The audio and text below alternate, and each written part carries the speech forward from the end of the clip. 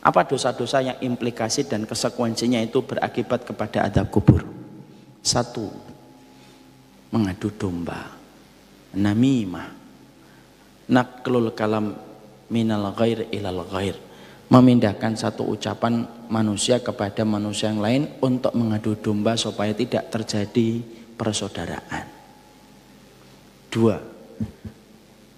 Tidak sempurna di dalam dia beristinja. Bukan tidak beristinja loh ya, tidak sempurna di dalam beristinja. Makanya istinja itu harus hati-hati. Makanya nama lain dari air kencing itu apa? Nama lain dari air kencing itu azab kubur. Makanya harus paham. Makanya saya ini untuk yang bapak-bapak dan untuk saya juga, kalau kita kencing pak, pastikan menjadikan urinoir itu bukan pilihan pertama kalau kita kencing. Tapi urinoir itu tempat kita mengeluarkan kencing ketika kamar mandinya sudah tidak bisa dipakai atau terlalu lama menunggu padahal kita sudah mau keluar air kencingnya. Kenapa? Kalau kita pakai urinoir, ini kan banyak urinoir di masjid-masjid itu belum dipakai filter.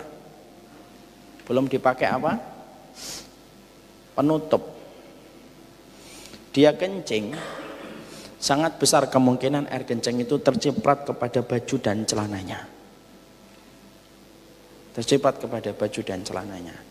Ironisnya, orang ketika habis kencing di urinoir, kemudian dia pergi ke tempat wudhu, lalu dia pede bahwasanya di bajunya dan celananya itu tidak ada cipratan air kencing.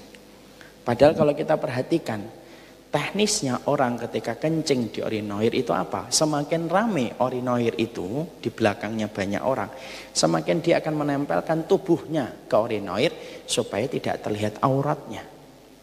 Padahal kencing kalau sudah keluar dari laki-laki dewasa, itu daya pentalnya itu sangat kencang.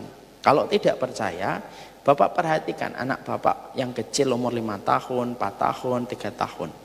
Saya kalau memperhatikan contohnya Ja'far, umurnya 4 tahun, kalau kencing pak, umur 4 tahun itu, kalau kencing cur, itu cipratannya bisa jauh.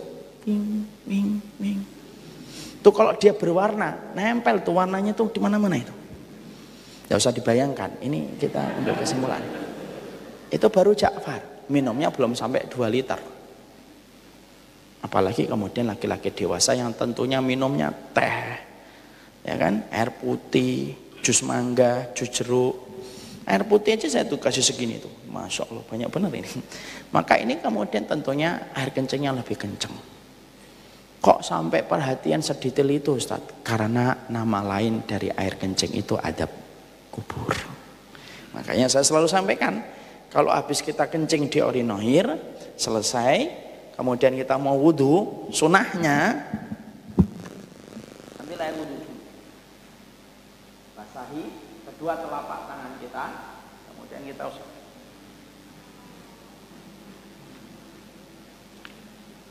Yang belakang nggak usah.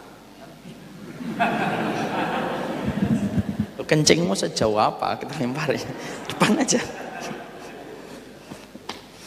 Kayak begitu. Kenapa sih kalau peduli kayak gitu? Kebersihan itu salah satu perkara yang Allah cintai. Jangan diremehkan kesucian. 40 anak tangga yang bisa menjadikan kita dicintai oleh Allah itu, anak tangga pertama itu kesucian.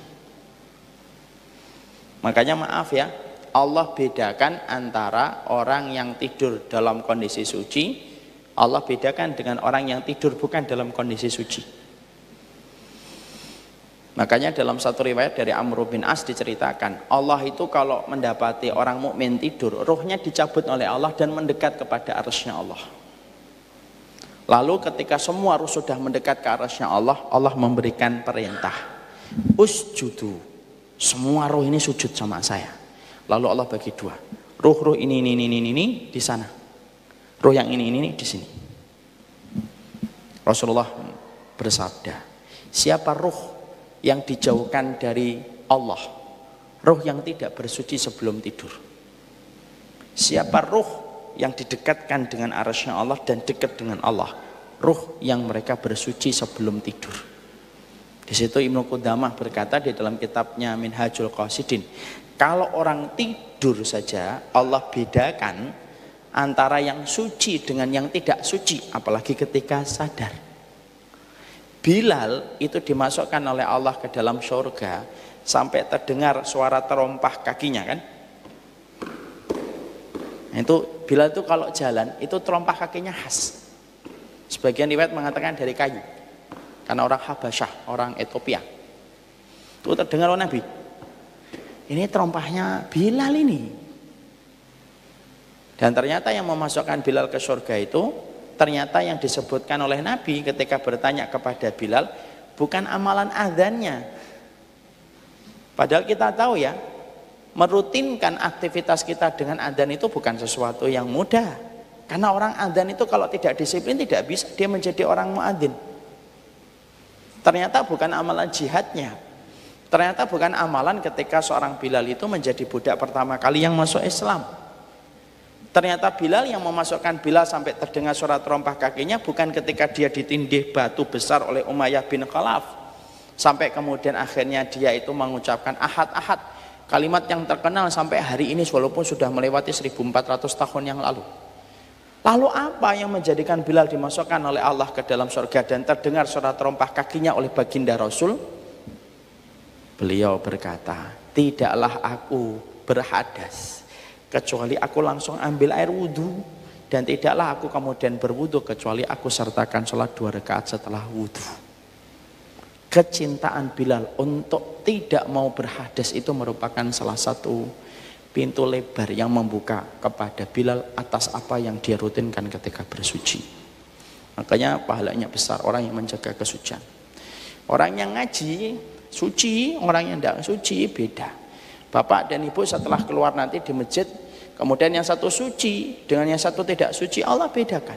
Allah tidak pernah samakan. Makanya bersuci bukan hanya dalam kondisi mau sholat. Yang ketiga, termasuk penyebab azab kubur itu apa? Hutang. Hutang itu salah satu penyebab azab kubur. Susahnya dia tidak mendapatkan kelapangan itu adalah hutang. Makanya sering saya mengatakan perkara halal yang menghalangi kita masuk surga itu hutang. Makanya kita ini, saya pernah ngobrol, dialog. Nah ini sebenarnya sudah saya mau tulis nanti, saya share nanti malam insya Allah. Ada orang itu beberapa pekan yang lalu ngomong sama saya, Ustadz, ya, antum banyak sekali menyampaikan di video. Ya, apa itu? Orang yang dapat akhirat pasti dapat dunia. Iya. Kok saya punya saudara, ibadahnya bagus banget, rumahnya masih ngontrak, tidak punya mobil, dunianya mana Ustadz? Saya jawab, akhi, mungkin dia ngontrak, tapi hatinya lapang dan ridho. Bukankah itu adalah dunia yang paling maksimal? Mungkin dia ngontrak, tapi dia mendapati istrinya tidak pernah menggugat atas apa yang dia berikan kepadanya. Bukankah itu kelapangan dunia? Mungkin dia ngontrak, tapi mungkin dia tidak pernah tersentuh dengan riba. Bukankah itu intinya baiknya dunia? Mungkin dia ngontrak, mungkin dia punya mobil, tapi mungkin saja dia tidak pernah punya utang. Bukankah itu adalah kebaikan dunia? Jadi kalau ada seorang ustadz, bapak dan ibu berkata, orang yang dapat akhirat pasti dapat dunia, jangan langsung mikir dapat dunia itu pasti kaya. Enggak. Bisa jadi hidupnya mungkin standar gajinya lebih rendah daripada kita, tapi Allah berikan kualitas walaupun terbatasnya apa yang dia peroleh. Makanya orang yang tidak berhutang itu salah satu tanda keberkahan hidup. Dan kita hidup pada zaman materialistik, dan di antara implikasi zaman materialistik itu apa? Semua dibuat dalam kondisi bisa berhutang. Saya itu ketika mau beli mobil, cerita sedikit ya, bukan songong, enggak. Ketika saya mau beli mobil itu,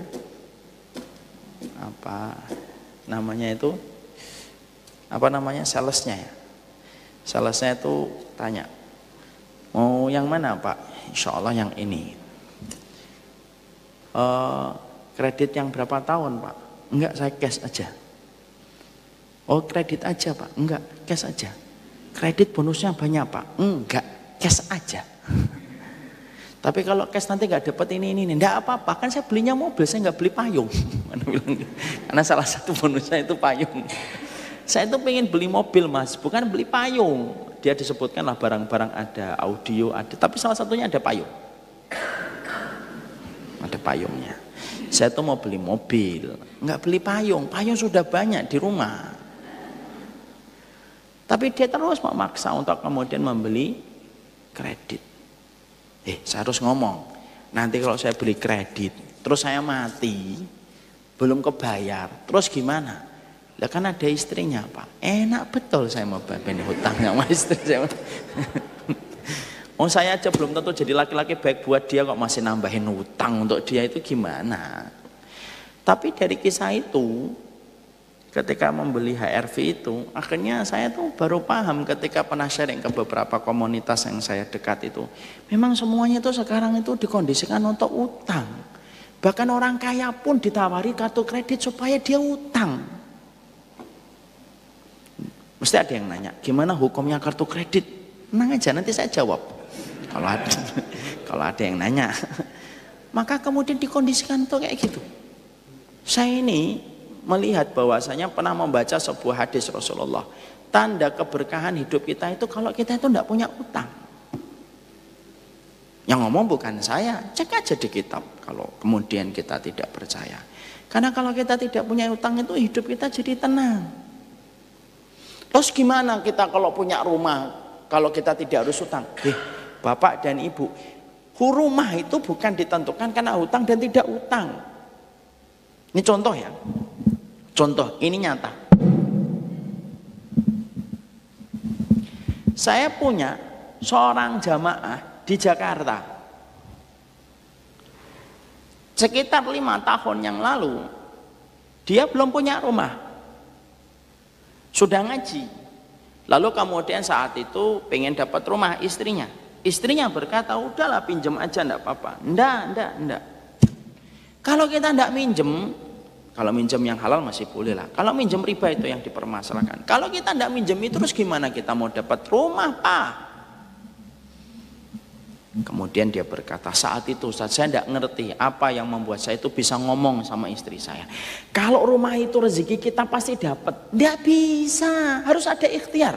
Suaminya jawab, ikhtiar itu bukan dari sesuatu yang haram. Terus gimana kita hidup?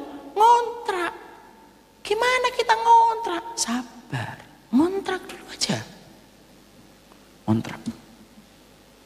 Kontrak itu ternyata dapat rumah yang tidak bisa dikontrak kecuali 2 tahun sekaligus.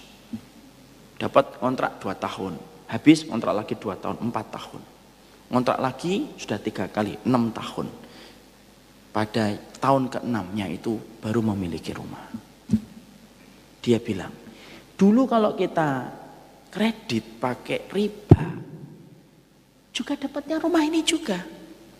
Cuma karena kita tidak yakin, kita ngambil shortcutnya. Karena riba itu terjadi apa? Karena pasti tidak yakin jalan halal itu akan mendekatkan rezeki. Seakan-akan yang haram lebih mendekatkan rezeki, yang halal itu menjauhkan rezeki. Ini yang cerita nggak saya loh. Salah satu jamaah di Jakarta. Padahal maaf ya Ustadz, kalaupun 6 tahun lalu saya ngambil kredit yang ada ribanya, ujung-ujungnya juga dapat rumah juga ini, tapi saya tetap juga masih bayar. Sebenarnya banyak saudara saya, mungkin dia setelah bayar panjang 10 tahun, itu sebenarnya dia itu sebenarnya memang rumah itu tuh ditakdirkan milik dia. Cuma karena dia nggak yakin dari awal, dia ngambil yang haram. Prosesnya lama, 10 tahun baru dapat. Padahal kalaupun dia tidak ngambil yang riba, itu pun akan dia dapetin. Cuma kita kadang-kadang lebih yakin kepada perkataan manusia daripada perkataan dan janjinya Allah. Wallahualam bishawab. Makanya kalau bisa jangan berhutang, karena itu perkara halal tetapi memasukkannya susah ke surga, itu ya perkara halal. Maaf ya Bapak dan Ibu, Sampai orang yang berjihad sekalipun kalau punya utang, tertahan dia. Ada satu riwayat yang mengatakan kecuali mati syahidnya di lautan, utangnya nanti akan hilang. Itu pun hadis tersebut riwayatnya masih diperdebatkan oleh banyak ulama. Kalau urusan jihad yang menguras keberanian, menghabiskan ketakutan, taruhannya nyawa, cacat, kalau nggak membunuh dibunuh, kalau nggak disiksa menyiksa, itu ternyata saja bisa tertahan, tertambat gara-gara hutang. Alangkah mubadirnya ibadah kita lalu tertahan gara-gara masalah utang. Kecuali utang yang kira-kira kita mampu membayarkan. Ustaz, saya hutang tapi insya Allah bisa bayar, silakan. Tapi jangan pernah berhutang pada satu kondisi yang kira-kira nantinya kita akan berat membayar. Dan tolong Bapak, saya dapatin satu riwayat. Kenapa orang itu kalau berhutang gampang, giliran bayar susah? Karena ada setan yang menggelayuti tangan kita ketika kita memiliki harta, supaya kita mengatakan, bulan depan aja bayarnya. Dan ternyata ada setan khusus Pak, yang menjadikan orang itu susah bayar hutang. Makanya termasuk sesuatu yang kadang-kadang orang kan berkata apa? Kalau hutang sama orang kaya dengan asumsi dia itu hartanya banyak, kita mengakhir-akhirkan, itu sudah bentuk kezaliman. Matul ghani dzulmun. Kamu mengulur-ngulur pembayaran kepada orang kaya ketika dia telah memberikan hutang kepada dirimu, maka itu kezaliman.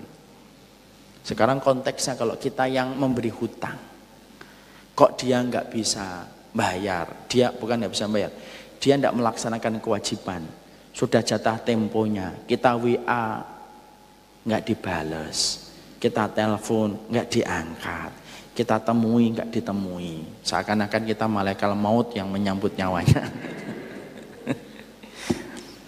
Maka kalaupun dia tidak membayar, ingat ada sebuah hadis, orang yang memberikan hutang kepada saudaranya, selama hutang itu tidak dibayarkan, maka selama itu orang tersebut dinaungi dengan keberkahan Allah SWT. Terus saya mengikhlaskan gitu Ustadz, ya enggak juga. Kalau memang kamu enggak mau mengikhlaskan juga enggak apa-apa, karena memang itu haknya kita. Maka hutang ini ya tadi. Yang keempat, riba. Itu menyebabkan azab kubur. Nah, saya sampaikan. Azab riba itu Pak, saya sampaikan kemarin di Samila Series juga, yang ngikutin Samila Series kemarin pasti tahu. Ini ada harta riba 1M. Boleh dimanfaatkan atau tidak? Ini harta riba nih. Ini cek nih misalkan. Ini cek 1 miliar. Tapi ini riba. Ini hasil dari riba. Karena saya punya tabungan Ustaz. Tabungannya apa berapa? Tabungan saya ratusan M Ustaz. Nah itu bunganya. Masya Allah. Luar biasa. Nih 1M. Boleh nggak mempergunakan ini? Siapa yang mengatakan boleh? Angkat tangan. Oke, enggak. Boleh. Boleh Pak. Ya. Siapa yang mengatakan tidak boleh? Ya. Yang lain pada kemana? Siapa yang mengatakan boleh, angkat tangan. Semua yang tunjukkan sikapnya. Siapa yang mengatakan boleh dimanfaatkan? 1, 2, 3, 4, 5, 6, 7. Boleh dimanfaatkan. Siapa yang mengatakan tidak boleh dimanfaatkan? Ini jawabannya dua-duanya benar. Bagi yang mengatakan boleh dimanfaatkan, ada syaratnya atau tidak Pak? Apa syaratnya? Apa? Untuk kepentingan umum yang tidak tersentuh langsung dengan kemaslahatan hidup manusia. Paham? Artinya apa? Bangun WC, sapi tanknya, gotnya MRKR nih jebol. Pak Bambang buat pengumuman, ayo yang punya dana riba, saya mau membuat selokan. Ya, terus kemudian talang air itu para ulama mempermasalahkan, enggak, talang itu berhajatan langsung dengan lantai enggak boleh, meja enggak boleh, gorengan apalagi. Walaupun di sini tidak ada. Udah kajiannya 1:30 nggak ada makan siang. Bercanda. Maka kemudian nggak boleh. Perhatian Pak, apa yang kita ambil pelajaran Pak? Pelajarannya adalah mempergunakan harta riba pun tidak semua ulama sepakat boleh. Sebagian besar ulama mengatakan dibiarkan, tidak usah dimanfaatin 1 miliar itu, biarin 1 miliar itu. Loh kenapa? Karena harta ini diperangi oleh Allah dan Rasulnya. Kalau kita ngambil separuhnya memperbolehkan. Tapi itu pun dengan syarat apa? Di tempat-tempat najis dan tempat-tempat yang tidak tersentuh dengan hajat langsung kepentingan manusia. Apa yang kita pahami? Senajis itulah harta riba sampai harus ditempatkan di tempat yang najis dan tidak boleh di tempat yang baik. Paham tentang riba? Nah, itulah riba. Itu nomor berapa itu? 4. Nomor 5. Orang yang berzina dan tidak bertobat sebelum zinanya itu. Sebelum dia meninggal dunia. Ini termasuk orang yang kemudian mereka itu adabnya adab kubur yang berat. Makanya saya sudah pernah nyampaikan di beberapa poin sebelumnya. Ada orang-orang yang mereka itu nanti ditaruh di dalam tanur. Tanur itu apa? Periuk yang gede banget. Dan periuk itu diisi sama para pezina yang tidak bertobat dari zina yang dia kerjakan dan dia lakukan. Setelah pezina, siapa termasuk yang kemudian diadab di dalam adab kubur yang berat itu? Yaitu adalah mereka-mereka yang menjadi munafik secara i'tiqadi.